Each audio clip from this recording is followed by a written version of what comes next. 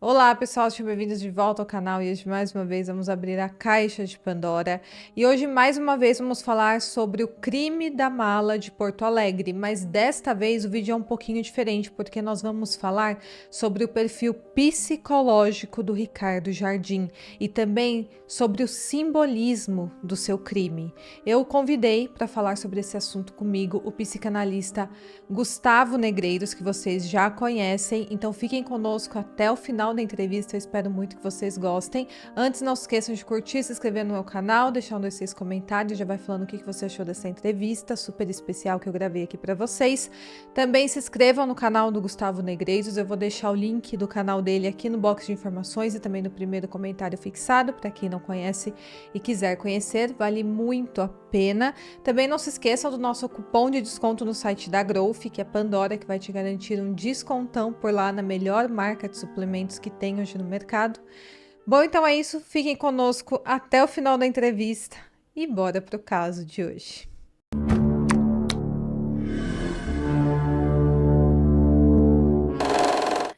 Olá, pessoal. Estou aqui com Gustavo Negreiros, o seu psicanalista favorito, e hoje eu trouxe ele aqui para falar sobre o caso do serial killer de Porto Alegre. Não seria exatamente serial killer, porque precisa ter aí de 3 a 4 mortes, né, no currículo para ser considerado de fato um serial killer, mas é como o caso vem sendo noticiado, ou então o crime da mala de Porto Alegre.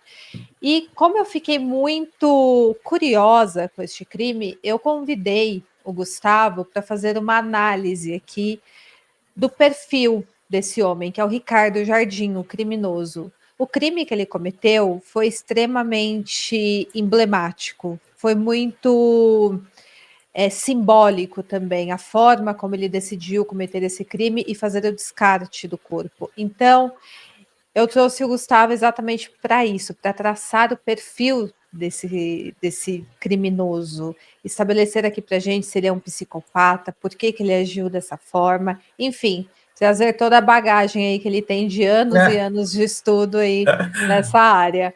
Muito obrigada, Gustavo, por ter aceitado o convite. Seja muito bem-vindo ao Caixa de Pandora. O prazer é meu, obrigado pelo convite. A última vez que que eu tinha aparecido aqui foi lá nas vésperas do julgamento do Sean terminar, né? Verdade. Quem lembra Uhum. daquele golpe? Ainda Pois estamos é. lidando, processando o que aconteceu.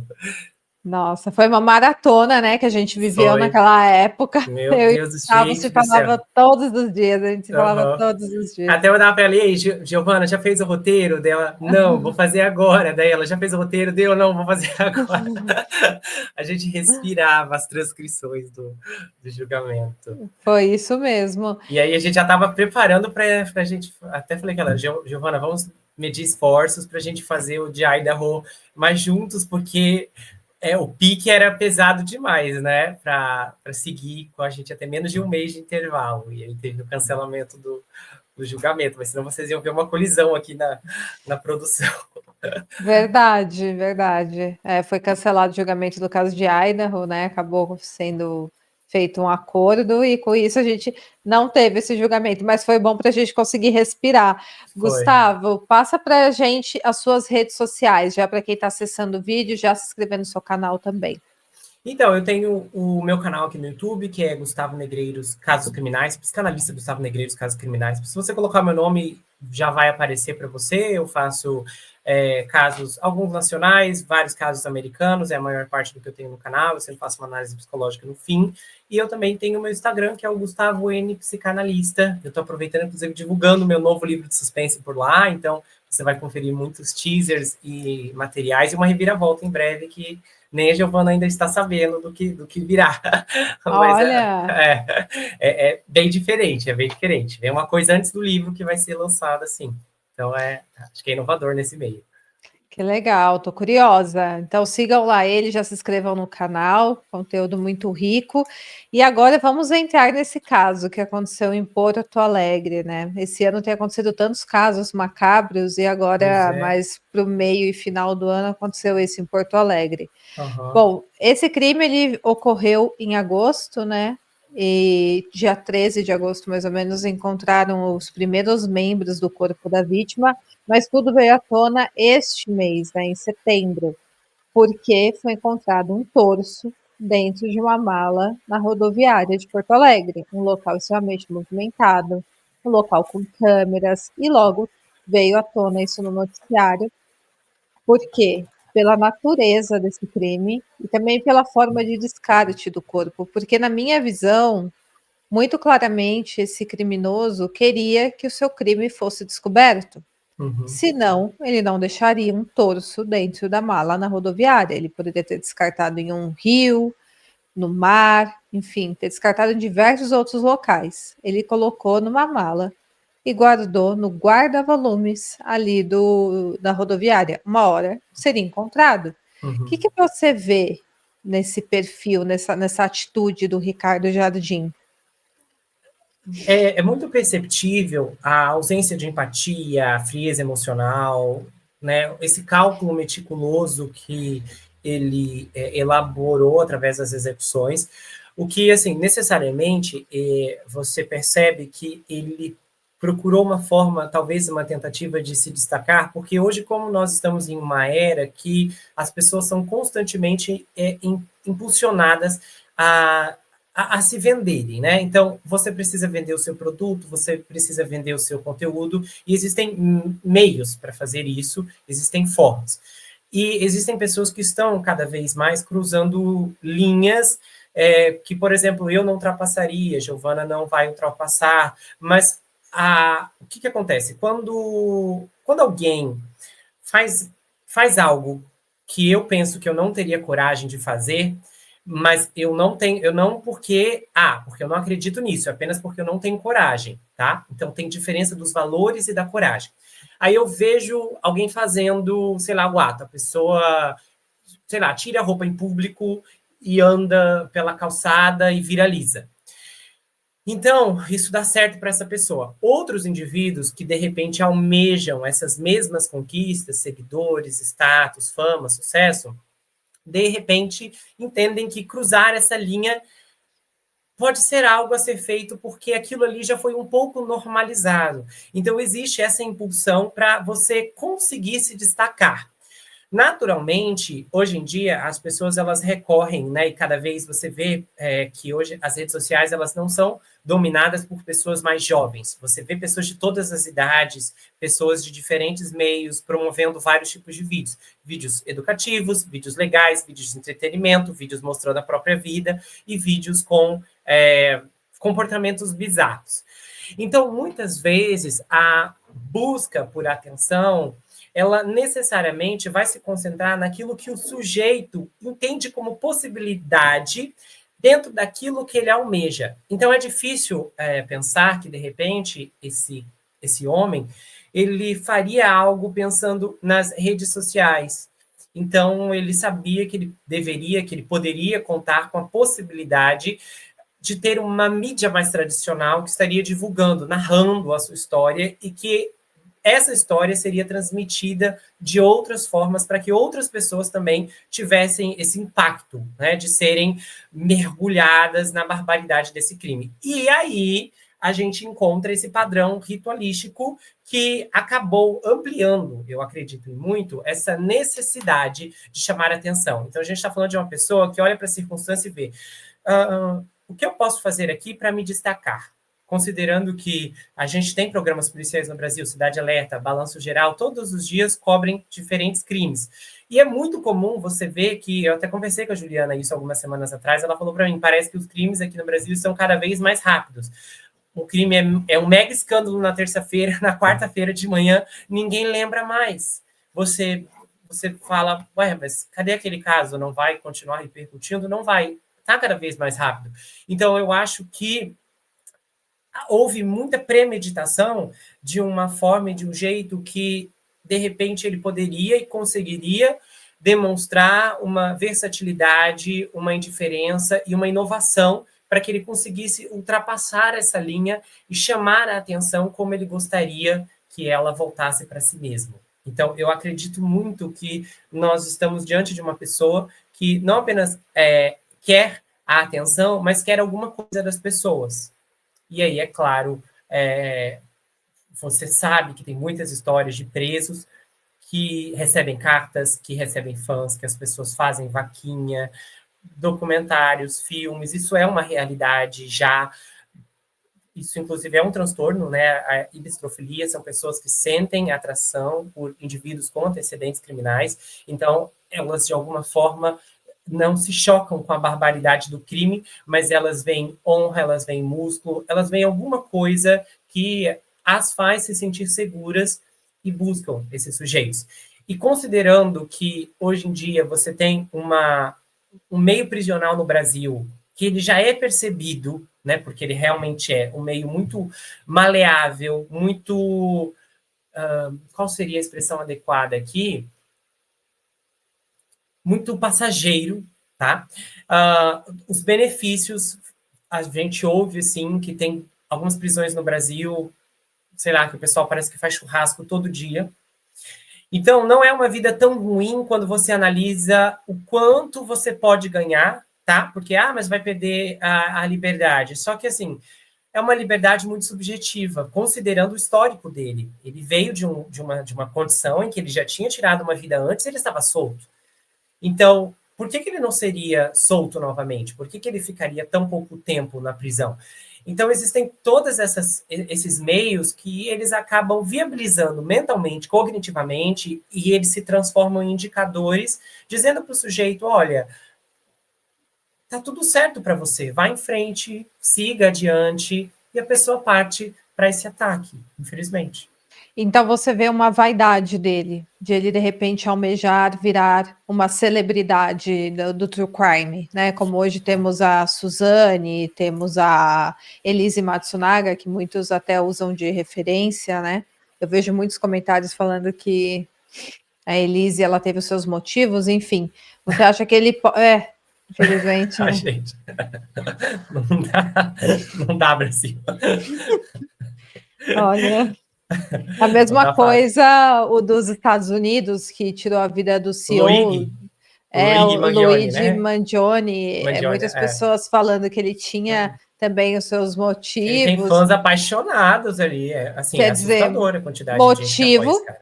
cada serial killer teve, aliás, cada criminoso teve o seu. Inclusive a Suzane teve os É, motivos que na cabeça dela ela achou que fazia todos os sentidos ela é, tirar a vida dos seus pais. Isso não significa que seja justificável, né? Mas você uhum. acha que aqui no caso do Ricardo Jardim, ele buscou essa vaidade, então, esse holofote para ele? Eu não posso afirmar assim com certeza que o que ele buscava era holofote no geral, mas com certeza ele buscava algo. Os indicadores, eles levam, né, esse pêndulo para uma direção que a única coisa que se encaixa, da minha perspectiva, é um reconhecimento. Então, eu tenho uma inclinação maior nesse momento de acreditar nessa possibilidade de realmente um reconhecimento nacional.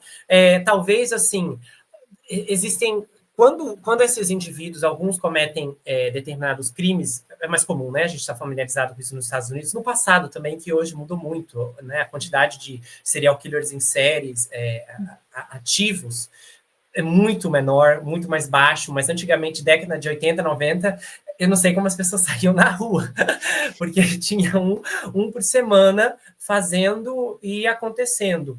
Então, essas pessoas, normalmente, algumas buscavam aprovação, tem outras que buscavam reconhecimento midiático, tem outras pessoas que, por incrível que pareça, elas necessariamente queriam se realizar no meio desses crimes. Então, às vezes não é um motivo geral, assim, estar no topo da pirâmide. Mas a gente não pode esquecer que, vamos dizer, todos esses benefícios, mesmo que não seja o meu principal alvo, eles constituem a minha mentalidade, entende? Então, tem esse ganho, tem esse ganho, tem esse ganho, tem esse ganho. Então, necessariamente eu posso estar fazendo isso porque eu quero fama? Não. Mas eu sei que pode ser uma consequência.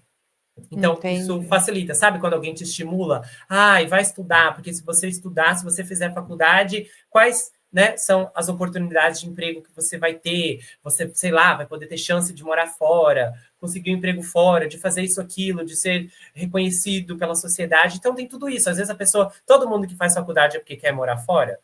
De jeito nenhum. Mas sabe que tem muito mais chances de atravessar a fronteira, né, legalmente, de cruzar e ir para os Estados Unidos, se você tiver uma bagagem acadêmica. Então, isso são espectros mentais que facilitam o entendimento, a compreensão e levam o sujeito a fazer o cálculo e o balanceamento que vai refletir na tomada de decisão favorável ao desejo dele, quando ele vai analisar os prós e os contras. E você acha que ele quis brincar com a polícia? O que que você achou dessa dinâmica dele, do crime dele desmembrar o corpo, que eu já acho que tem também um simbolismo de praticamente negar a existência de uma vítima, posso estar errada, como se ela fosse um boneco e não como ela fosse um ser humano, e colocar em malas e sair espalhando ali por Porto Alegre. Também seria um simbolismo muito grande isso, né? Ele liderar de alguma forma a investigação. Seria talvez o que a gente chama de gratificação psicológica. Nesse quesito, quando você olha assim, para o Ricardo, eu fiquei muito impressionado com a será que é assim a palavra certa? A americanização do crime dele. Porque é muito raro, eu sei lá, não tenho um caso na memória recente de algo parecido, né? A própria circunstância da Elisa, ela fez o que fez daquele jeito ali, vamos dizer, por necessidade, a forma como ela cortou, colocou na mala e tal, não porque ela pretendia espalhar pela cidade. O caso dele, às vezes, eu pensei se talvez ele não ficou fazendo um estudo, sabe, assistir uns documentários, uns vídeos dessas grandes referências de serial killers, e ele quis meio que introduzir, sabe, dar uma exportada desse modus operandi de lá, que é muito diferente de como as pessoas cometem crimes aqui, né, no geral, e ele, talvez, isso... Porque, assim, a gente tem a impressão, quando você assiste os documentários americanos, quando você assiste as histórias, principalmente aqueles casos assim, da década de 70, 80 e 90, é tudo muito intenso. Se você conferir agora no documentário do Investigação Discovery de 40 minutos ou de 2 partes, focado em serial killer, a impressão que você tem é que, uau, olha a adrenalina, muitas vezes parece que aquilo ali aconteceu em um período de dias. Quando não é a verdade, né? O documentário não tem como ficar narrando dia 1, dia 2, choveu, não choveu, as pessoas ficaram na frente da porta. Então, você tem uma impressão de que o mundo todo está acompanhando aquilo. E, assim, embora realmente, no passado, as pessoas ficavam mais intencionadas na notícia, a vida delas não parava por isso. Não parava. Então, muitas vezes, o grau de gratificação que eu acho que talvez ele achou que alcançaria é que isso se tornaria notícia no céu e na terra, que talvez, sabe, até o STF ia fazer um pronunciamento sobre peguem esse serial killer, sei lá, do 48 horas para vocês prenderem ele, e ele pensou que, de alguma forma, isso, né, faria com que essa caçada tivesse um grande respaldo público. O que eu acho que, se ele estava buscando isso tudo, talvez rolou uma decepção, porque não foi esse sucesso todo. Eu acho que até do caso do Lázaro, né, teve mais tempo de agitação pública e Com de temor, certeza. né? Bem mais, bem mais. Teve toda essa virada, não tem como negar. Então, muitas vezes, a indução que as pessoas têm, principalmente por aquilo que elas consomem, não é inegável que, literalmente, ele realmente, a forma como ele elaborou foi mais para transmitir uma mensagem do que, é claro, o sadismo ele está muito bem inserido nos atos dele, e isso é inegável, mas eu tenho a impressão de uma forçação de barra quando Como se trata assim? disso. Por exemplo, vários casos, várias pessoas que tiraram a vida de outras pessoas no passado não fizeram isso necessariamente pensando em como o jornal faria o anúncio à noite. Entende? Eu tenho a impressão pessoal que, nesse caso, houve uma medida muito calculada, já somando, sabe, quando você posta um vídeo, nossa, eu espero que esse vídeo, no mínimo, umas 30 mil views está garantida, 1 milhão de visualizações. Isso é normal. Então, eu tenho a ideia que a forma como ele fez foi já pensando, fazendo esses cálculos, sabe? Fazendo bem desse jeitinho, porque vai abalar, vai repercutir, vai impactar. Então não seria um crime, não parece, pelo menos a princípio, porque ainda não sabe exatamente como ela morreu, né? Mas não seria um crime no momento da raiva, não seria um crime no momento de uma briga, de uma discussão, um crime que ele estava com ódio dela, seria mais um crime para ele pela oportunidade. Bom, ela está aqui na pousada comigo, eu sou um foragido da justiça, não dou minha identificação em local nenhum, né? Vou matar ela aqui, vou fazer essa brincadeira e vai sair aí nos jornais. Só que eu acho que ele não contava com o momento político do país, né? Com isso acabou abafando bastante, Ofuscou. ofuscou o crime dele, né? Eclipsou. Total. Então, se ele Total. buscava tanta vaidade, tanto holofote, assim, ao menos o criminoso aqui no caso se frustrou, né, na sua Foi. tentativa. Mas Eu, infelizmente a Brasília Costa foi uma vítima dele, né? Foi, foi. Realmente, eu acho que foi mais uma premeditação. Eu acho que é aquele tipo de pessoa no lugar errado, na hora errada. Infelizmente, essa circunstância. Eu não gosto muito desse termo, assim, lugar errado e hora errada, porque às vezes tem umas pessoas que, sei lá, só estão voltando para casa, estão no trajeto da escola, do trabalho. Então, a pessoa não está meio que no lugar errado, ela está onde ela estava ontem e vai estar amanhã. Mas eu acho que quando é algo assim atípico, que foge da sua rotina, né, dá para se dizer que é o lugar errado e a hora errada. E eu acredito que, infelizmente, para ela, foi isso que aconteceu. Né? Talvez ele estivesse esperando a oportunidade de vou fisgar alguém, até porque você analisa a escalada criminal dele, né, a progressão de violência. Ele tirou a vida da própria mãe. Então, assim, o máximo de respeito à vida humana que já havia sido ultrapassado. Então, se o indivíduo ele não consegue respeitar o pai e a mãe, a quem mais ele vai conseguir respeitar? Reconhecer como importante, como valia. Com certeza. E esse crime ele está sendo muito comparado também com o crime da mala que aconteceu aqui no Brasil. Um imigrante italiano tirou a vida da sua esposa e ele colocou ela numa mala e despachou para o Porto de Santos.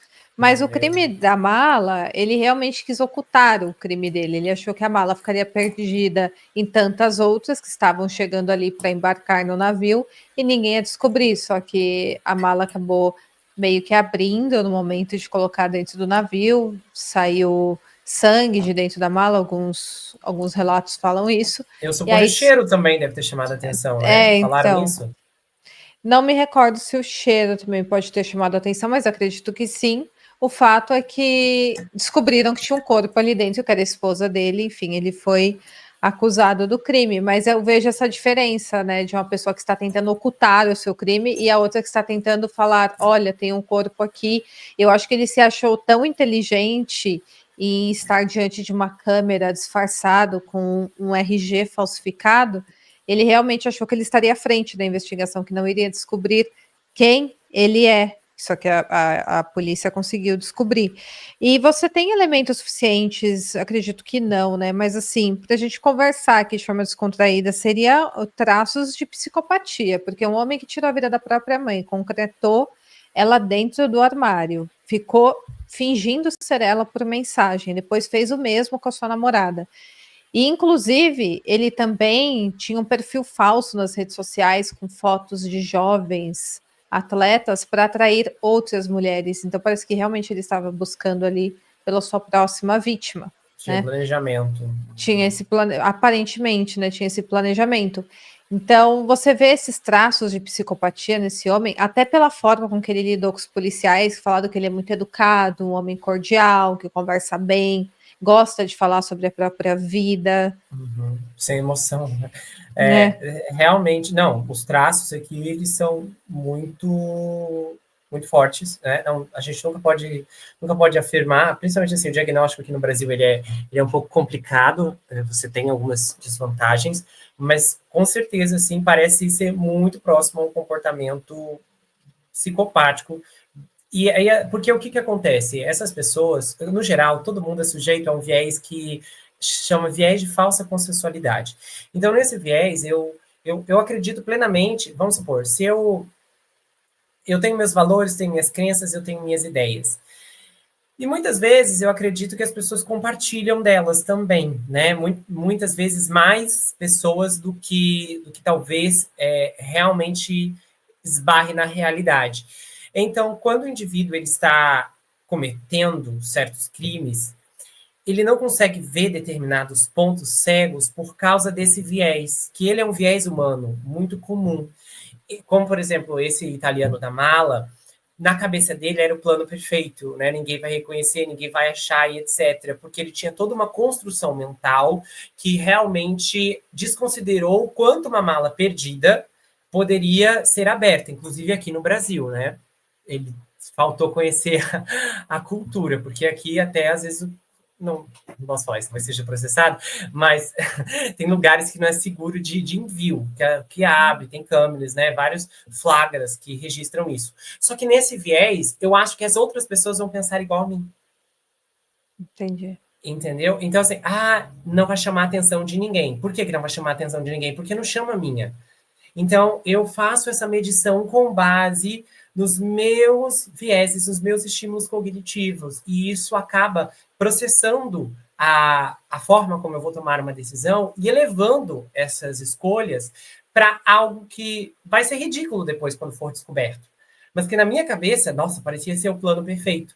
Então, ele tinha muito desse viés, tá? Eu acredito assim plenamente que ajudou com que ele não tivesse um cálculo melhor de timing, de tudo. Então, muitas vezes a pessoa ela realmente acha que está fazendo um baita plano, que está executando uma baita trama, que todo mundo vai olhar e falar assim, ó, que os presos vão se levantar enquanto a pessoa é transferida e aplaudir e falar, meu, cara, você foi demais. Quando, depois que tudo vem à tona, as pessoas se perguntam, gente, mas como ele não calculou uma coisa tão simples dessa? Como achou que não ia chamar atenção, que isso não ia ser rastreado, sabe, que o sinal ia ser levado até ele? Como ele não achou que esses antecedentes não iam bater? Porque a pessoa ela acaba desconsiderando, porque para ela não é chocante. E isso é interessante porque, por exemplo, quando a gente está falando desse transtorno de personalidade antissocial, você sabe que há muita frieza. Então, há muitas emoções que elas não conseguem se estabelecer ou, de alguma forma, serem compatíveis. Então, nós podemos nos comover com um incidente, uma tragédia que acabou de acontecer.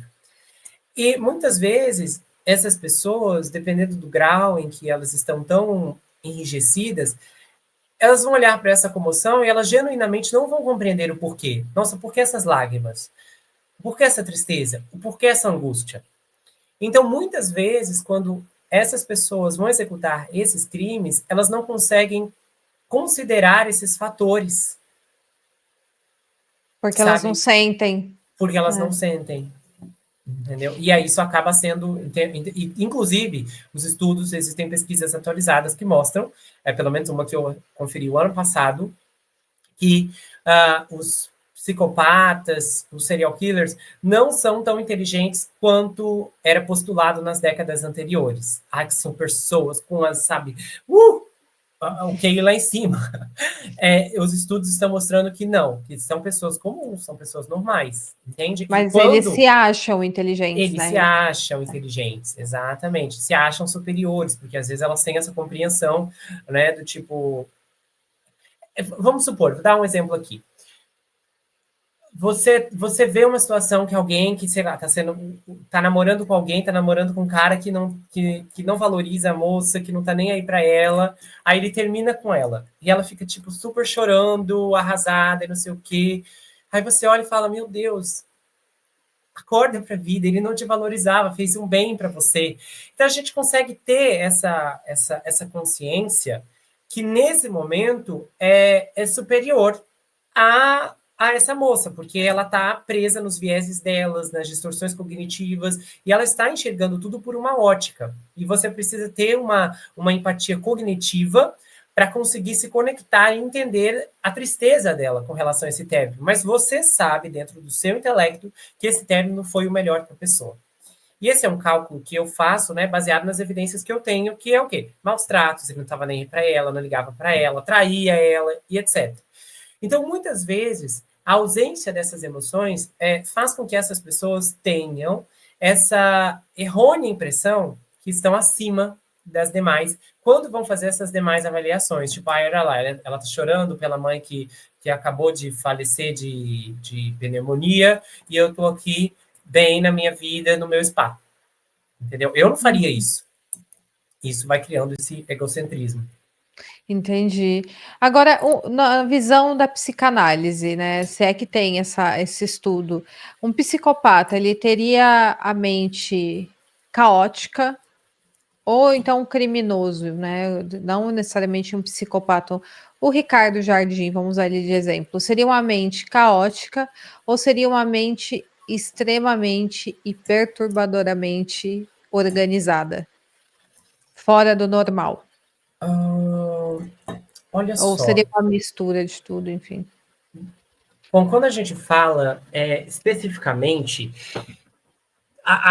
quando a gente fala, a psicanálise, ela fez muita gente não sabe disso, assim, eu sou psicanalista, mas não necessariamente eu trabalho com a vertente original da psicanálise. Eu sou terapeuta psicodinâmico, cognitivo-comportamental, então eu trabalho com psicodinâmico, TCC, terapia do esquema, e você consegue ter diferentes contribuições de entendimento e de visão do mundo quando você analisa a forma como os nossos teóricos, né, anteriores, eles tinham essa visão clara do mundo, do ser e do sujeito. E a psicanálise, ela tem a compreensão, a psicodinâmica, ela é parecida com a psicanálise, mas ela tem algumas diferenças, né? A psicanálise original, ela não trabalha com técnicas. Se você já se consultou com um psicanalista tradicional, você sabe que ele é mais calado, ele é mais silencioso, as interpretações, elas ocorrem, mas são mais raras, há um foco maior em interpretações de sonhos e na técnica, que é o que a gente chama de associação livre. A pessoa fala,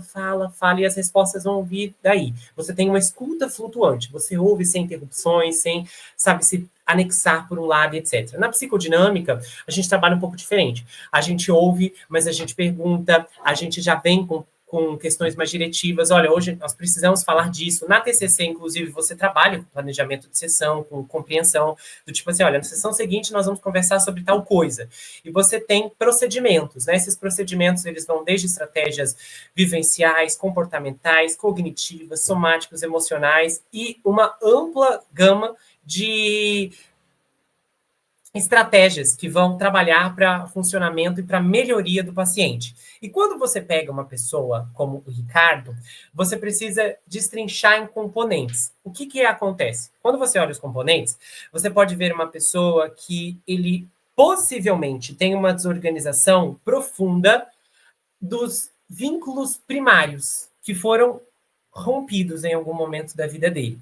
A diferença é o seguinte: existem pessoas que já existem pessoas que já nascem com o seu neurológico comprometido, às vezes algum desequilíbrio químico, algum neurônio que não está no lugar ou que não está ativo, o que é normal, né? Existem situações que a gente tem estudos que mostram, por exemplo, uma cena em particular que vai gerar empatia, que vai causar empatia em você, em mim, que vai provocar uma reação aqui no meu cérebro. Esse indivíduo não vai sentir a mesma coisa porque já a função, a estrutura cerebral dele já não se permite. E aí isso é muito complexo. Inclusive, até para terapia mesmo é muito difícil. Muito difícil. Inclusive, a gente só tem uma abordagem hoje que ela tem estudos um pouco mais fortes, mas não bastante, para tratar transtorno de personalidade narcisista. Só tem um, que é a terapia do esquema, é uma abordagem cognitiva contextual, eu gosto demais dela, e é muito difícil lidar com esse campo, por exemplo, porque essas são pessoas que normalmente não procuram ajuda. As outras, depressão, borderline, bipolaridade, são pessoas que procuram. Só que o transtorno de personalidade narcisista, ele é um transtorno que ele... Imagina, se alguém fala agora, olha, gente, eu tenho transtorno de personalidade narcisista. Você, tá bom. Dá meia volta e vai embora. Então, por conta de todo esse estigma que ele é, né, e os riscos que você sabe que uma pessoa dessa pode acabar causando na sua vida, de certa forma, isso acaba dificultando as margens. Então, quando você não tem, por exemplo, uma resposta neurológica comprovada, olha, realmente se essa pessoa ela já nasceu aqui com vários danos cerebrais, você vai encontrar muitas vezes influências genéticas, ou o que acontece numa boa parte também, ou a junção das duas coisas, tá? Desequilíbrio químico, como também um histórico de uma infância altamente comprometido. É o que a gente chama, inclusive, de problemas de vinculação. É quando a pessoa ela passa por experiências disfuncionais, inapropriadas, abusivas, completamente inadequadas com os seus pais, as pessoas que cuidam desse indivíduo. Só que nem sempre é isso. Né? Tem pessoas que não foram maltratadas. Tem um caso terrível de um Paul Kenneth Keller, que ele não tinha pais maravilhosos, irmãos maravilhosos, e ele era um incendiário, ele tocou o terror. Ele incendiou, assim, durante... Assim, a tal ponto, eu fiz esse caso há alguns anos, assim, é chocante o que aconteceu, que a imprensa divulgava, olha, gente, hoje o incêndio pode acontecer na rua tal, se prepara. Meu Deus! Sim, ele já ninguém pegava, ninguém tinha ideia, e aí só as pessoas já sentavam, estavam preparadas para o jornal, do tipo, ó, hoje ou ele vai incendiar a rua tal ou a rua tal. A imprensa chegou a fazer o mapa, e aí eles iam fazendo o mapa porque eles perceberam que tinha um padrão, e eles anunciavam, gente, incêndio tal, tal. Aí o pessoal decidia se ia ficar em casa ou se ia fugir tudo. Sabe, se ia bater desse jeito, esse gravíssimo. E ele incendiou asilos, idosos morreram, incendiou igrejas. Meu Deus do céu. E esse homem foi o próprio pai e a mãe que, quando teve um retrato falado, foi a única mulher que o viu, não se lembrava dele, aí a polícia ficou desesperada e eles recorreram à hipnose e sabiam que era assim, um grande risco, porque a partir do momento que aplicasse a hipnose nela, ela não poderia ser levada no tribunal para testemunhar. Então, mas eles pensaram, como a gente não pega esse homem, ele já está tirando muitas vidas, está promovendo assim, grandes prejuízos se não me engano, isso era em Washington. Aí eles recorreram à hipnose, ela lembrou do rosto dele, fez o retrato, jogou na imprensa, o pai reconheceu pelo jornal e entregou o próprio filho. É uma história dramática, porque ainda tipo o acontece... Ted Bundy, né, que foi identificado pela namorada, pela né? namorada dele, e o caso do Ted é pior ainda, né, porque ele ali realmente... Ele Sim, com tirava as vidas, certeza. né? O caso do Paul, não. Ele era um piromaníaco que ele tinha mais uma... A piromania, ela tem muito a ver com, assim, com subterfúgios sexuais, né? Normalmente são pessoas que são viciadas em conteúdo íntimo. A pessoa ela tem uma satisfação sexual na piromania, do fogo mesmo. É como se a pessoa estivesse numa relação sexual. Meu É muito Deus! comum. É muito comum. Você Que tem uma... estranho. Mas Porque então... pode falar, desculpa. Não, pode falar, pode perguntar. Então você está dizendo que existem indivíduos que já nascem com essa inclinação e tem outros que pela criação ele acaba se tornando, né, uma Isso. pessoa com a mente perturbada a ponto de cometer um crime até se tornar Aí um você vê as serial killer. respostas, né? Muitas vezes eu analiso alguns casos e eu vejo muito assim pela perspectiva da psicotraumatologia, que é a minha principal área de especialização. Você nota claramente que é um reflexo, claro, assim, um reflexo distorcido, maximizado e extremamente deformado. Mas, por exemplo, a pessoa, o sujeito, ele foi maltratado, muito maltratado pela mãe. E aí é comum, ele se torna um serial killer que caça mulheres. E você tem vários casos, né? Super clichê. As vítimas todas eram morenas, parecidas com a mãe do cara, ou com a namorada, com alguém que rejeitou, com a tia, com a mulher que violou ele quando era pequeno. Então, todas as vezes que esses crimes eles são cometidos, eles ocorrem com base nessas necessidades emocionais que o Entendi. indivíduo quer atender. Entende? Então, inclusive esse sujeito aqui, o Ricardo, né, tudo que ele fez com base nas suas necessidades emocionais, o que ele achou que ganharia. Certo. A questão do desmembramento, tem alguma análise da parte de psicanálise disso, da pessoa cortar o outro em partes, ou é mais às vezes por conveniência mesmo? Vou ter que descartar esse corpo, então a melhor forma é separar em partes e descartar em uma mala, enfim, jogar em algum lugar. Vai depender. Por exemplo, existem casos que realmente é como a pessoa a forma mais rápida, né, desesperada para se livrar daquilo. Existem outros casos que não, que o grande prazer do indivíduo está no desmembramento. Então, tipo assim, tirar a vida é só um passo para ele realmente ter a sua grande satisfação.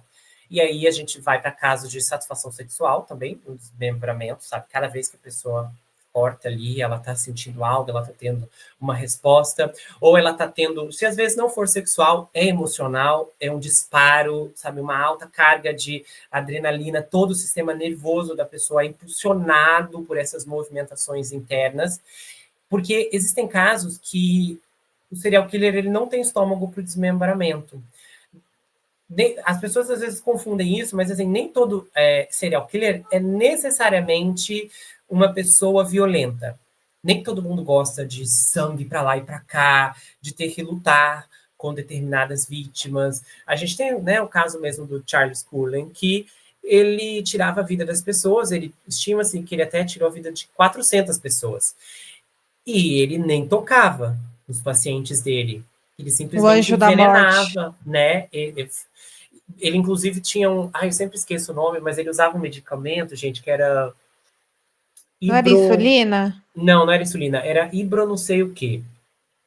Ele é um Que é... medicamento que ele era como se você... Ele colocava e a pessoa era como se ela estivesse sendo estrangulada. Ela ia Nossa. perder, ela perdia a capacidade de falar e era tudo, era comprimido e é como que ela literalmente sufocava até o último suspiro, porque ele colocava em doses altas. Então, às vezes, a pessoa estava ali agonizando e ela não tinha quem pedir ajuda. Ela assim, gente, além disso tudo, tem um detalhe que eu lembrei agora. O medicamento, ele provocava uma dor excruciante no corpo. Meu Deus. Então Era ele assim, tinha um sadismo também, ele apesar tinha um dele não querer sadismo. tocar na pessoa. Não, ele realmente ele não teria estômago para. Não consigo imaginar o Charles cortando alguém, colocando dentro de uma mala. Entende? Existem pessoas. A própria estrutura, a composição da personalidade do sujeito vai corroborar muito em como ele se identifica e até que ponto ele vai. Então, muitas vezes, não é assim, todo psicopata gosta de filme de terror? Não necessariamente. Ainda bem, né? E nem todo É, mundo que gosta de filmes de terror é psicopata. Que eu fiz um é, reels no meu Instagram, o pessoal achou estranhíssimo. Que eu tava assistindo filme de terror e eu tô grávida. meu Deus! Mas foi engraçado. Eu adoro filme de terror e assim, tem. E gosto do conteúdo de casos criminais, né? Acho Aham. que, né? É É todo que é mundo que tá aqui diferente. gosta. É porque as pesquisas do True Crime, ele tem algumas pesquisas que mostram, né, o interesse das pessoas. A maior parte das pessoas que assistem o True Crime é com base em segurança. Então, muitas vezes, assistir o True Crime me faz me sentir seguro. Por que me Uhum. faz me sentir seguro? Porque no True Crime eu tenho uma oportunidade privilegiada de conferir uma história que eu vou identificar o que a vítima fez de errado e que não deveria ter feito. Aí, quando a gente fala, mas o que a vítima fez de errado? Bom, às vezes a pessoa estava num relacionamento violento, todo mundo sabia, olha, vai embora, foge, termina. Ela não terminou. Então, são situações como essa que fazem com que eu assista aquilo e diga para mim mesmo, eu vou fazer diferente. Entendeu? Ou, Sim. não vou fazer isso. Entende? Então, quantas vezes medidas de segurança as pessoas começam a tomar quando assistem o True Crime? Não necessariamente, assim, é um aprendizado gigantesco, porque já vi vários casos de pessoas que, o caso da Gabi Petito mesmo, isso, assim, nunca esqueço que era muito marcante. Ela era muito fã de um podcast lá de True Crime e ela era até membro a opção de membros deles e tal, não era canal do YouTube, era realmente uma plataforma e depois ela que virou notícia Nossa. nesse podcast. Eu lembro assim que eu fiquei muito chocado isso em Eu não 2021. sabia disso, que ela era fã de True Crime. Não sabia disso. Porque era notícias da época, né? Depois que os anos passam, você acaba perdendo muitos desses detalhes. Uhum. Mas ela até tinha acho que eles resgataram um story dela na época. Acho que Uhum. ela chegou a ligar uma vez para falar, sabe, ao vivo com Nossa. eles e tal. E aí ela virou notícia ali. É. E ela, né, faleceu de uma forma trágica e numa situação que, infelizmente, ela acabou sendo imprudente consigo mesma, né? Ele já demonstrava, tinha largado ela no meio da estrada, ela foi, voltou, teve aquela intercalção lá com a polícia, teve tudo isso. Então, Foi. muitas vezes, você não... aprende tanto quanto você acha que vai aprender, mas te dá um senso de segurança. Também, assim, existe uma questão assim de empatia, que é muito legal. Às vezes as pessoas pensam, será que se eu assistir o True Crime eu vou ficar dessensibilizado? Não, não necessariamente. Porque o True Crime, ele promove meio que uma retrospectiva da vida da pessoa.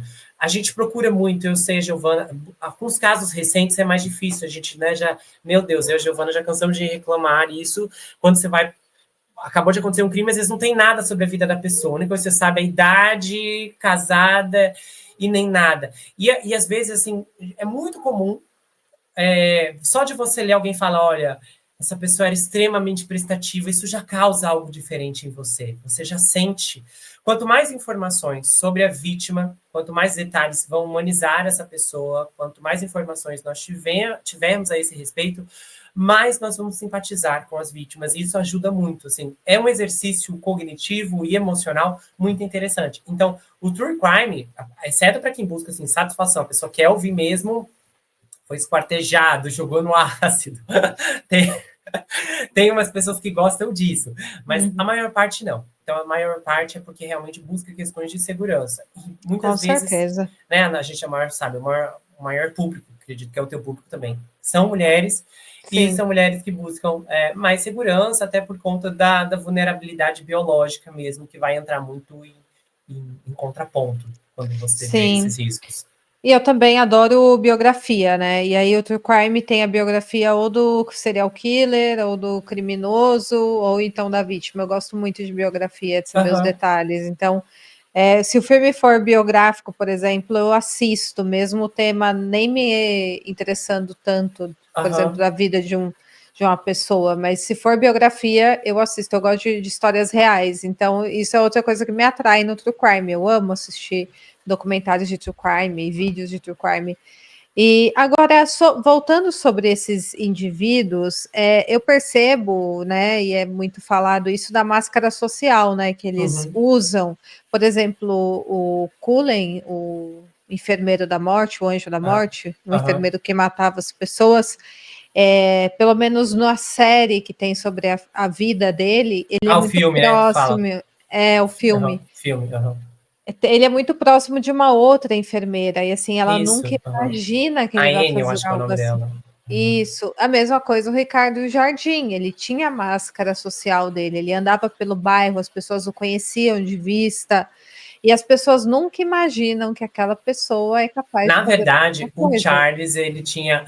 Eu vou falar assim, o Charles é bizarro como ele escapou, porque, na verdade, ele não era muito bom nas habilidades sociais e o comportamento dele beirava o criminoso, assim, de anos. Então, tem essas diferenças. Sim, o Charles, assim, quando ele foi preso, várias pessoas que foram entrevistadas e, tipo assim, não ficaram chocadas. Porque o Charles, ele... Até porque a situação do Charles era, assim, era violenta.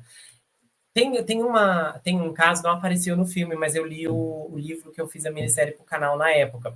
Ele queria conquistar uma moça. Aí, gente, sabe o que ele fez? Um dia ele quebrou lá a janela da moça, a porta de vidro, entrou. Meu Deus! Ele tinha comprado todo o café da manhã, ele arrumou tudo. Meu Deus. E saiu. E aí, imagina se aquele inverno dos Estados Unidos, que a porta quase uma nevasca na casa da mulher, e ela ficou assim horrorizada, ela viu a mesa e etc. E aí, antes dela chamar a polícia, ele ligou para ela do orelhão e falou: não precisa se preocupar, não, fui eu. Nossa, que absurdo. Foi eu que fiz isso. Ela ficou assim, horrorizada. E aí, claro, chamou a polícia, ordem de restrição, etc. Ele não tinha habilidades sociais. E aí que a gente entra como a criação conta. No caso, a criação do Charles, né, o livro não conta, mas a criação dele foi extremamente problemática, muito disfuncional. Então, o fator personalidade antissocial, ele não dá, como eu tinha dito anteriormente, uma inteligência, superpoderes de fala para a pessoa, não.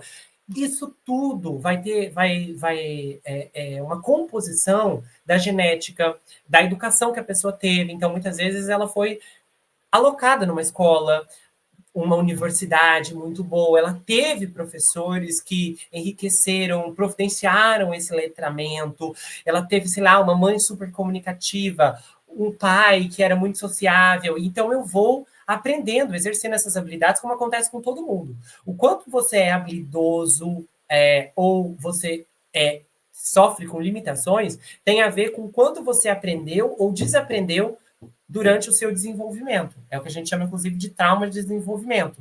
Tem os eventos que te marcaram, que aconteceram, mas também as ocorrências que não aconteceram, que deveriam ter acontecido. Essa, sim, é uma das questões mais difíceis hoje de explicar para as pessoas. Às vezes, para os pacientes, eu preciso elucidar várias vezes e tentar levar para a pessoa, para ela conseguir ter um olhar de que, tipo assim, olha, você não ouviu nenhuma vez o teu pai, eu te amo, e isso é algo que te marcou. E a pessoa, não, mas tá tudo bem, eu sei que ele me ama. E às vezes a grande questão é, eu sei que ele te ama também, eu acredito em você, mas o fato de que vocês se davam bem até certo ponto não substitui a ausência de uma declaração que faria um grande impacto em você.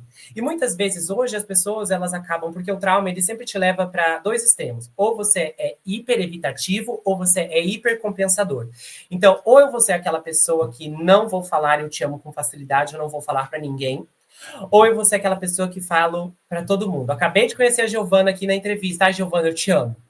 Entendeu? Sim. Não, gente, não amo. O amor, ele é uma construção. Você precisa, no mínimo, 6 meses, sabe? Para realmente criar um vínculo com alguém e desenvolver um relacionamento que vai passar pela paixão e chegar no amor.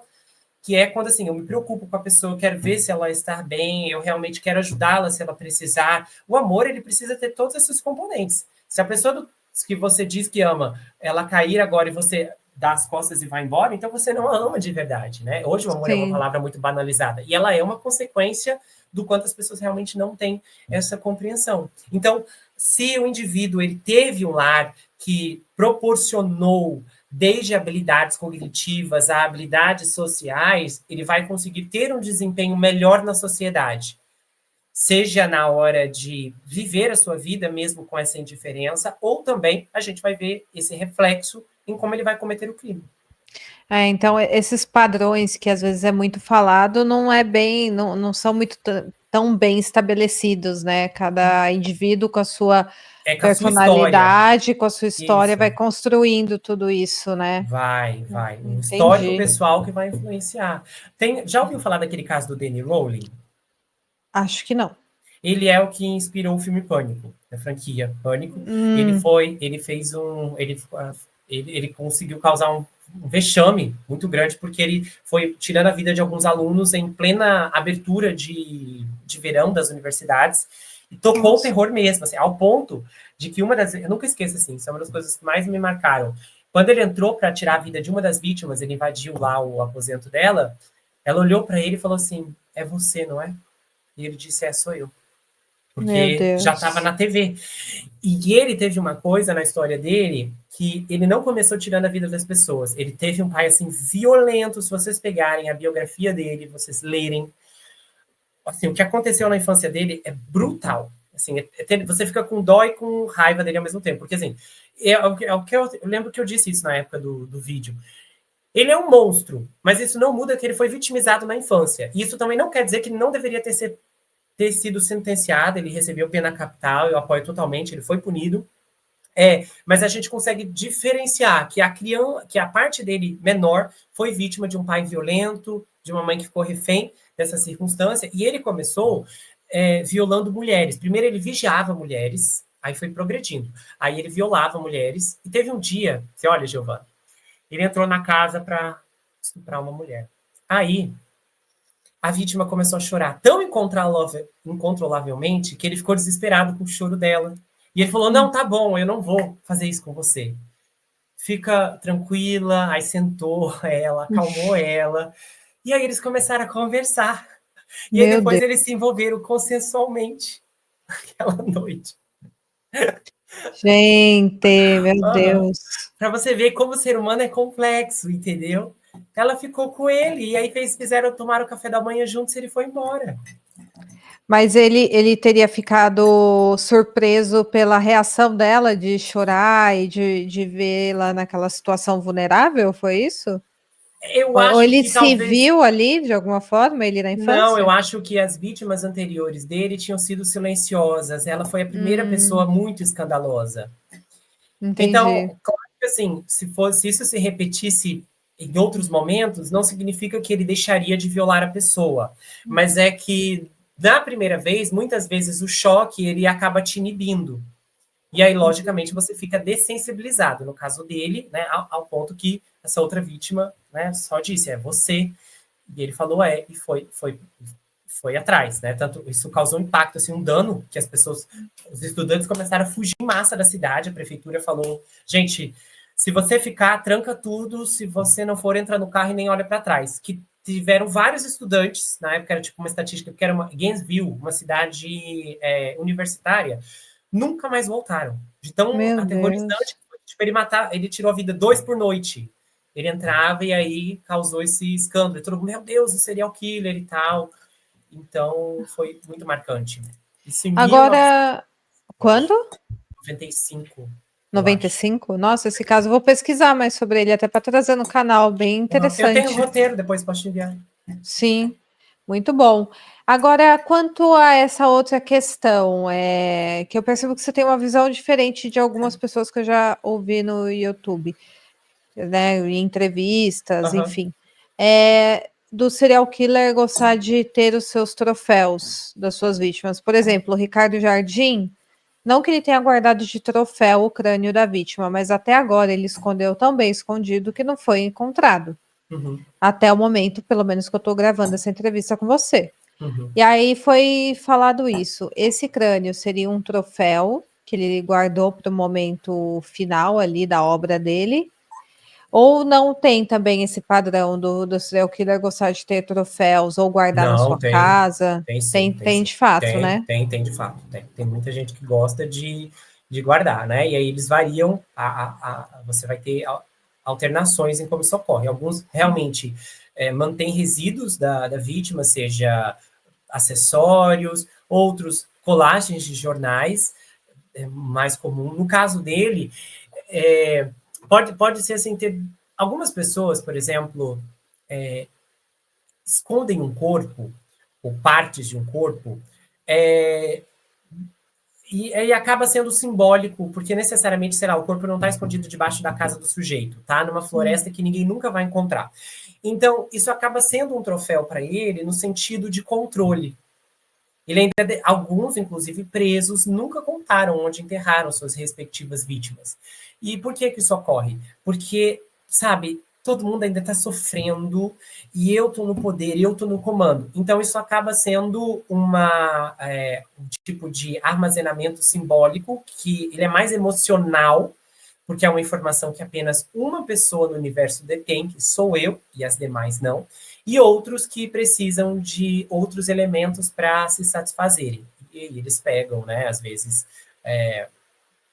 bom, algo que a vítima esteja usando, ou Uhum. às vezes pedaços de cabelo, eu já vi situações assim, isso é muito real. É uma necessidade emocional que ela é preenchida. Então, às vezes, quando a pessoa está diante dessa coleção, ela consegue ter um momento em que ela olha as próprias conquistas. Às vezes essas pessoas não têm conquista nenhuma na vida, ou algo que elas realmente considerem uma conquista única.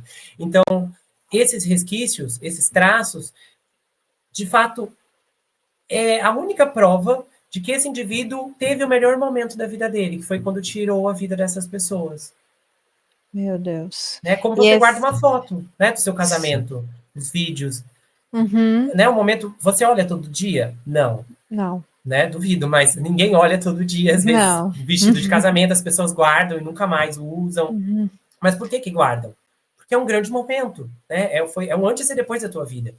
Então, eles têm essa mesma triagem, é a mesma base. Nossa, e esse caso parece que assim, pelo que tem de elementos expostos até o momento, até o próprio delegado falou isso, né? Que ele acha que o Ricardo ou estava guardando esse crânio para ser o momento final, né? Que ele iria fazer uma grande exposição, ou então iria esconder bastante até a investigação encontrar. Ou então seria algo assim que ele não iria revelar, exatamente para estar no controle. E ele não revela até o momento que eu estou gravando essa entrevista com você. Ele não revela para a investigação onde está o crânio da vítima. Uhum. Então eu vejo que talvez seja esse o caso do Ricardo Jardim. Ou ele guardou esse crânio para ele fazer uma grande a descoberta triunfal, né, que a polícia teria, ou então ele iria Uhum. manter de qualquer forma aquilo guardado apenas para ele saber Porque vai simbolizar controle, sabe? Isso, a menos que ele seja convencido de alguma forma a ceder esse controle. Sabe, aquele caso do John Wayne Gacy, aquele palhaço que tirou a vida de muitos meninos, um dos casos mais catastróficos nesse sentido, ele se recusou a contar todas as vítimas dele. Ele contou algumas, ele abriu a boca, mas ele não quis contar o nome, ele não quis. Tem vários casos que ficaram sem solução por causa disso. E ele levou esse silêncio até a hora da execução, porque ele sabia que ele ainda detinha esse controle que ia deter. Porque até hoje, quando a gente olha e fala desse caso, a gente diz, ele era a única pessoa que sabia. Então, o nome dele vai ser mencionado para sempre, né? Enquanto esse caso continuar na memória coletiva das pessoas. Eles muitas vezes fazem essa medição de legado de longo prazo, quando você analisa exatamente o que perdeu e o que você ainda tem, e você nota, pera, já perdi minha liberdade, minha família não quer saber de mim, ninguém me respeita. Então, talvez, se eu manter a localização para mim mesmo, eu ainda vou ter poder, as pessoas ainda vão ter insistência sobre mim de tentar, vai lá, fala, sabe? Bajulação que muitas vezes acaba acontecendo para que eles abram a boca. Isso é uma consequência. Tem gente que não quer cair, literalmente, de cara no chão. Então, se o indivíduo puder, ele vai cair de pé até o grau que a farsa toda sustentar, infelizmente. É verdade.